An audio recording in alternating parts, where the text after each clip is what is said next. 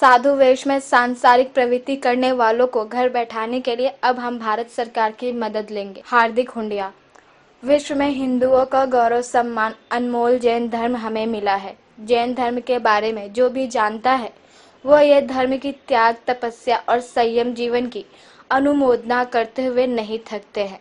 यह बात बताते हुए जैन धर्म के अग्रणी हार्दिक हुंडिया ने बताया कि कुछ उंगलियों पर गिने जाए ऐसे लोग जो परम कृपालु परमात्मा के साधु वेश में धर्म के नाम पर धंधा व्यभिचार करते हैं, उनको वापस संसार में भेजने का समय आ गया है।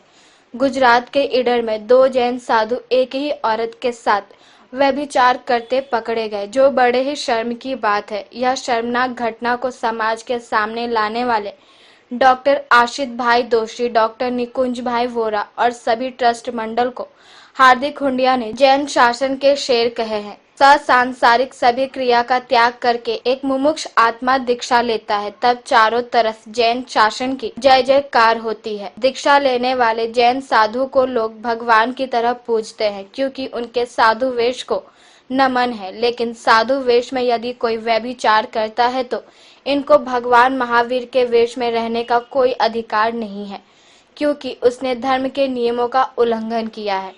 हार्दिक हुंडिया ने कहा कि जिस तरह से हम हमारे परिवार में धंधे में बिल्कुल गलत काम चलने नहीं देते, तो हमारे धर्म में क्यों चलने दे। हार्दिक हुंडिया ने बताया कि धर्म के नाम पर धंधा करने वाले साधु वेश में बैठे बहुरूपियों से भी ज्यादा नाटकबाज है। यह लोग उनके गुरु की, जिन्होंने उनको दीक्षा दी, उनकी भी नहीं सुनते हैं, और कुछ मिले हुए भक्त जो इनका प्राइवेट ट्रस्ट संभालते हैं, उनके पैसों का हिसाब किताब संभालते हैं। इनकी मिली भगत के कारण ऐसे व्यभिचारी साधु वेश में लोग धर्म के नाम पर धंधा करते हैं।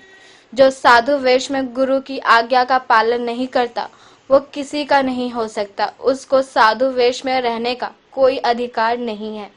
जैन साधु के वेश में बैठे व्यभिचारी काम करने वाले बाबाओं को कड़ी से कड़ी सजा मिले, इसलिए जैन धर्म के एक अनुयायियों का प्रतिनिधि मंडल भारत सरकार के रक्षा मंत्री श्री राजनाथ सिंह से मिलेगा और धर्म के नाम पर धंधा करने वाले यह ठग बाबा और भक्तों का जो व्यवहार किस तरह से होता है उसकी पूरी जांच की जाए, यह भी मांग करेंगे। शिथिलाचारी साधुओं को घर बैठाकर उनके किए गए कारनामे बाहर लाकर समाज के सामने रखने के लिए शिथिलाचार हटाओ की एक मुहिम चालू करने जा रहे हैं, जिसमें देश के वरिष्ठ धारा शास्त्री मनु सिंघवी जैसे कई महाअनुभवों से मार्गदर्शन लिया जाएगा। शिथिलाचार हटाओ इस मुहिम में हार्दिक हुंडिया, महावीर श्री माल, डॉक्टर निर्मल जैन, डॉक्टर आशित दोषी, कैलाश जैन जैसे कई महानुभाव आगे आए हैं। पेश है यह खास रिपोर्ट। विश्व में जैन धर्म एक ऐसा धर्म है जिनकी अनुमोदना करते हुए पूरा विश्व नहीं थकता है। ये क्षत्रियों का धर्म है। आज हमने धर्म की क्या हालत कर दी, मुझे समझ में नहीं आया। इतना बड़ा जैन धर्म और इतने बड़े बड़े पहुंचे हुए लोग जब चुप बैठते तो बहुत दुख होता है। आज ईडर के अंदर जो घटना घटी, जो जैन साधु एक ही लड़की के साथ जिस तरह का दुष्कर्म का वीडियो सामने आया है, मेरी भारत भर के तमाम संघों से विनती है कि डॉक्टर आसिफ भाई ईडर के जो संघ के ट्रस्टी है, डॉक्टर निकुंज भाई और उनकी पूरी टीम को हम लोग समर्थन करें और ऐसे जो भी साधु, शिथिलाचारी साधु जितने भी है, उन सबको कपड़ा पहना के हम लोग बाहर निकाल के इस संसार में भेज दें। हम लोग कहते हैं कि हमारा धर्म बदनाम नहीं होना चाहिए, 100% धर्म बदनाम नहीं होना चाहिए, लेकिन जब तक ऐसे लोग साधु वेश में बैठे तब तक हमें संभालना होगा। और इसी चातुर्मास के अंदर हमें एक नियम लेना होगा कि जो साधु इस तरह की कोई भी काम करता है या हमें थोड़ा भी उनके प्रति कुछ शंका जाती तो हमें जाग के इनको कपड़े पहना के रवाना करो। हमारा ये उजला धर्म सबसे उजला है और उजला रहे, यही आप सबसे मेरी नम्र विनती है। जय जिनेन्द्र।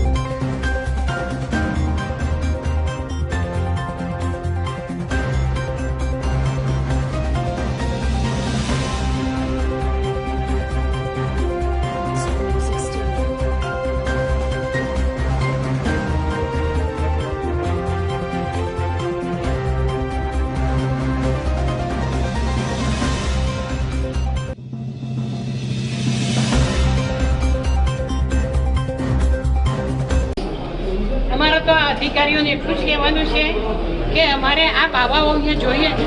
અમારી બેન દીકરીઓ તો કેટલાની એમને ઇજ્જત કરી લૂંટી છે. હવે અમારે ન છૂટકે આ પગલાં ભરવા પડે છે. 6 મહિનાથી અમે એમને પગે લાગીને કીધું. મને પોતાની મમ્મી તરીકે માનતા હતા, મારા ઉપર હાથ મૂકતા હતા. અમારે તો લેડીઝને અડકાય નહીં. એ દિવસથી મેં પણ જવાનું બંધ કરી દીધું. અત્યારના સંજોગોમાં કેટલી બહેનો એવી છે કે દેરાસર જવાનું બંધ કરી દીધું છે.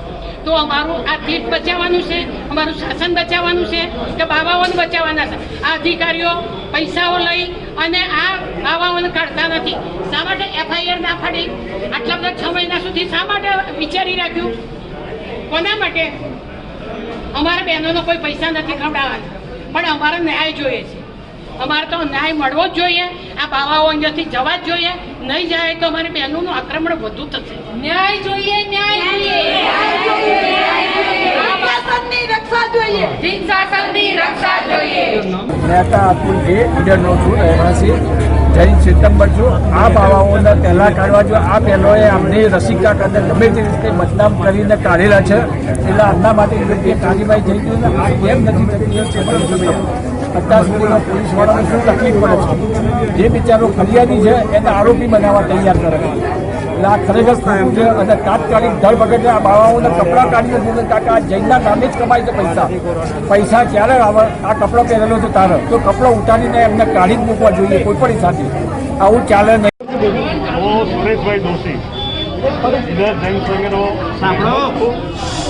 ઘણા સમયથી ઇધર પાવાપુરી જલમંદિરના જે સાધુઓ માટે એમની પાપ લીલાઓ માટે જે સમાચારો આવી રહ્યા છે તેમની ઓડિયો વિડીયો ક્લિપ ફોટોગ્રાફ લખાણ અને એટલી બધી આટલો બધો પ્રચાર હોવા છતાંય મીડિયાની અંદર પેપરોની અંદર એમની FIR કાઢ્યા પછી આજ દિન સુધી ધરપકડ નથી. અમને સવાલ એ ઊભો થયો છે કેમ ધરપકડ નથી? ક્યાં અટક્યું છે?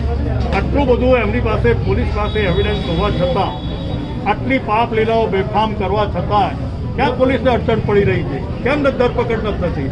એના માટે જૈન સાબરકાંઠા જૈન સંઘના બધા જ ભાઈઓ ભેગા થયા છે આજે અને અહીંયા પ્રાંતની અંદર એટલા માટે આવેદનપત્ર આપ્યું છે કે આ પાવાઓને આ સાધુઓની ધરપકડ થાય, એમની પાપ લીલાઓ માટે એમને કડકમાં કડક સજા થાય એના માટે અમે એવા આજ્ઞા રાખીએ છીએ.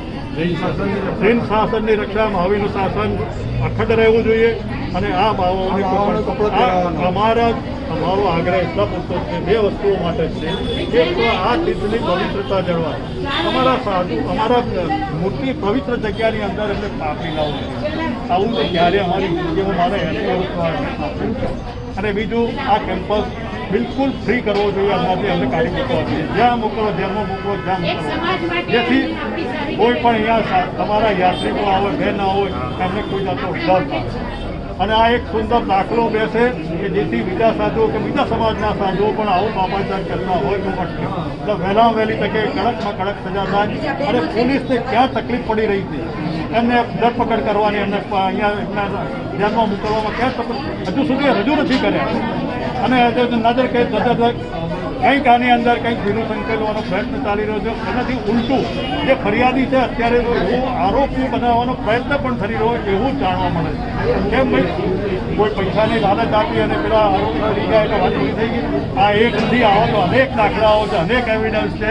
એટલે એમને પાપ સત્યનો વિજય થવાનો છે અને પાપનો ભ્રષ્ટાચાર જે કર્યો છે એમને સખત